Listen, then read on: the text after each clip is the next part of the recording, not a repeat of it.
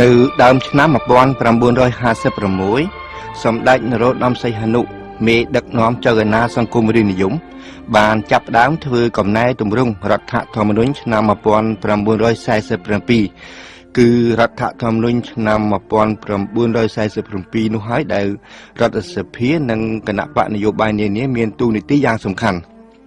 នៅថ្ងៃ14មករាឆ្នាំ1956នីតិក្រមចុះថ្ងៃ15ធ្នូឆ្នាំ1955បានត្រូវប្រកាសឲ្យប្រើដោយក្រមលេខ65 នសតាមការពិតនីតិក្រមនេះមិនមែនជាវិសោធនកម្មធម្មតាទេតែគឺជារដ្ឋធម្មនុញ្ញថ្មីមួយតែម្ដងទោះបីសម្ដេចនរោត្តមសីហនុទ្រង់បានគូសបញ្ជាក់ថានីតិក្រមនេះជាការបញ្ចូលមកក្នុងរដ្ឋធម្មនុញ្ញចាស់នៅរបៀបប្រជាធិបតេយ្យមួយបែបដែលប្រជាជនជាម្ចាស់អំណាចកាន់កាប់អំណាចដោយផ្ទាល់តែម្ដងក្តីក៏មានមតិខ្លះរិះគន់ថាជារបបផ្ដាច់ការមួយដែលដឹកនាំប្រទេសដោយគណៈបកនយោបាយតែមួយហើយដែលផ្អែកទាំងស្រុងទៅលើមនុស្សតែម្នាក់រីឯបញ្ហាដែលចោទគឺថាតើប្រជាជនកាន់អំណាចដោយផ្ទាល់របៀបណាទៅបើគ្មានគោលទ្រឹស្ដីជាមូលដ្ឋាននោះតាមគោលការណ៍ប្រជាធិបតេយ្យតាមបែបបទបច្ចឹមប្រទេសប្រជាជនសម្ដែងឆន្ទៈរបស់គេតាមរយៈគណៈបកនយោបាយគឺជ្រើសរើសយកគណៈបកណាដែលគេពេញចិត្តអំពីទ្រឹស្ដីទស្សនវិជ្ជាជាមូលដ្ឋាននិងអំពីកម្មវិធីនយោបាយផ្សេងប៉ុន្តែតាមគោលការណ៍នៃរបបសង្គមរាស្ត្រនិយមប្រជាជនចាត់អ្នកតំណាងរបស់គេតាមខេត្តនីមួយៗឲ្យមកចូលរួមប្រជុំក្នុងស្ថាប័នមួយដែលមានឈ្មោះថាសមាជជាតិយោងទៅតាមមតិខ្លះនេះគឺជាលទ្ធិប្រជាធិបតេយ្យពិតប្រាកដព្រោះតាមរយៈអ្នកតំណាងរបស់គេប្រជាជនអាចធ្វើការព្រមានរដ្ឋាភិបាលនិងមន្ត្រីរាជការដោយផ្ទាល់តែម្ដងការអនុវត្តគោលការណ៍នេះបានបង្កើតឡើងនៅវិបត្តិរដ្ឋាភិបាលមួយយ៉ាងធំរដ្ឋាភិបាលសង្គមរាស្ត្រនិយមត្រូវផ្លាស់ប្ដូរជាញឹកញាប់ជាហេតុធ្វើឲ្យកម្មវិធីនិងនយោបាយរបស់រដ្ឋាភិបាលនីមួយរកពេលយកទៅអនុវត្តសឹងមិនបានឬមិនបានតែម្ដងក៏អាចថាបានប៉ុន្តែមន្ត្រីរាជការពុករលួយឬទុច្ចរិតក៏រកពេលពុករលួយឬធ្វើការគៀបសង្កត់ប្រជាជនសឹងតែមិនកើតដែរព្រោះសម្ដេចនរោត្តមសីហនុដែលដឹកនាំអង្គសមាជជាទៀងទាត់មានមុខនាទីជាអ្នករកយុត្តិធម៌ជូនប្រជាជនតែម្ដងទោះជាត្រូវតាមទម្រង់ច្បាប់ឬមិនត្រូវក្តី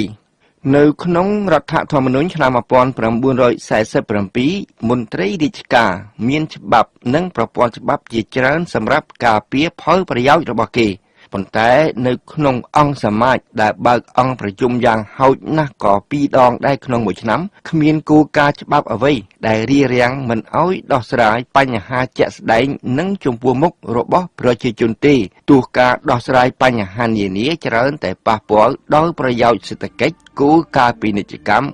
ឬទស្សនវិជ្ជានៃមជ្ឈដ្ឋាននានាក្តី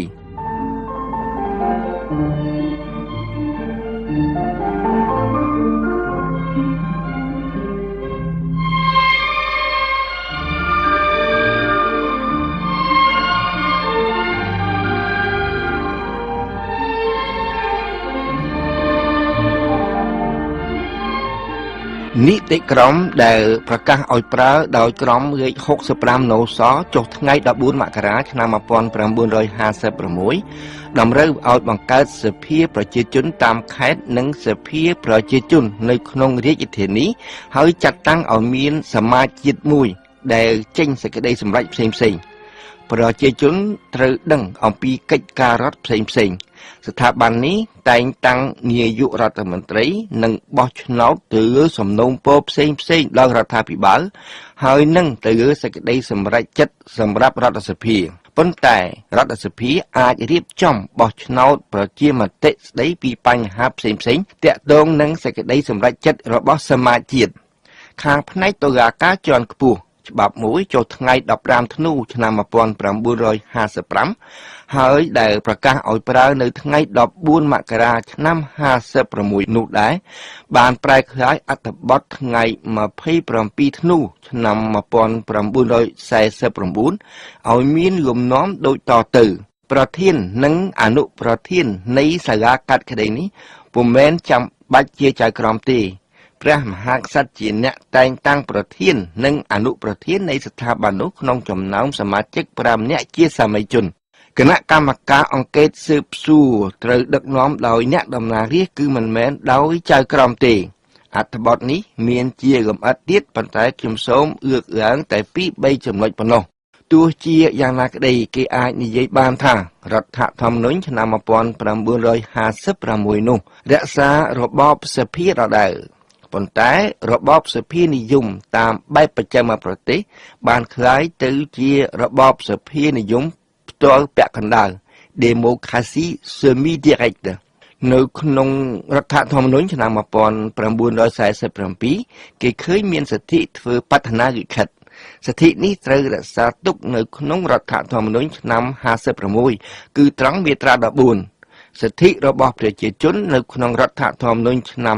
56មានច្រើនជាងនៅក្នុងរដ្ឋធម្មនុញ្ញមុនព្រោះប្រជាជនមានសិទ្ធិដកហូតអ្នកតំណាងរបស់ខ្លួននៅរដ្ឋសភានិងនៅសភាប្រជាជនមាត្រា51និង85ប៉ុន្តែនេះមិនមែនជារឿងដែលគ្មានផលវិបាកប៉ះពាល់ដល់គោលការណ៍ធំៗនោះទេនៅពេលដែលចលនាសង្គមរាស្ត្រនិយមក្តាប់អំណាចយ៉ាងណែនហើយនៅពេលដែលចលនាកុម្មុយនីសធ្វើសកម្មភាពលួចលាក់នៅក្នុងទីក្រុងភ្នំពេញរដ្ឋាភិបាលសង្គមរាស្ត្រនិយមបានផ្លាស់ប្ដូរ4ដងនៅក្នុងឆ្នាំ1956នោះរដ្ឋាភិបាលរបស់សម្ដេចនរោត្តមសីហនុតែងតាំងនៅថ្ងៃ1មិនិនា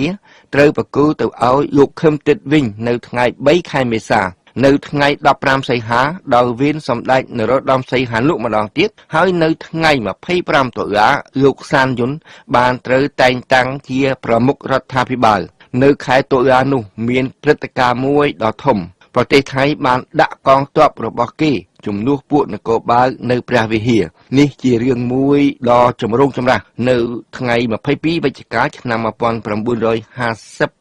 ដដែលលោកជូអេនឡាយបានអញ្ជើញមកធ្វើទស្សនកិច្ចនៅកម្ពុជានៅទីក្រុងប៉ារីឯនោះវិញនៅថ្ងៃ26វិច្ឆិកាសមាគមនិស្សិតខ្មែរ UEK បានចាប់បដិសន្ធិរីឯអ្នកដឹកនាំសំខាន់មានជាអាចអៀងសារីខៀវសំផនជួនមុំខ្ញុំសូមស្លេះត្រង់នេះសិនចុះហើយនៅសប្តាហ៍ក្រោយខ្ញុំនឹងចាប់ផ្ដើមនិយាយអំពីសភាពការនៅឆ្នាំ1957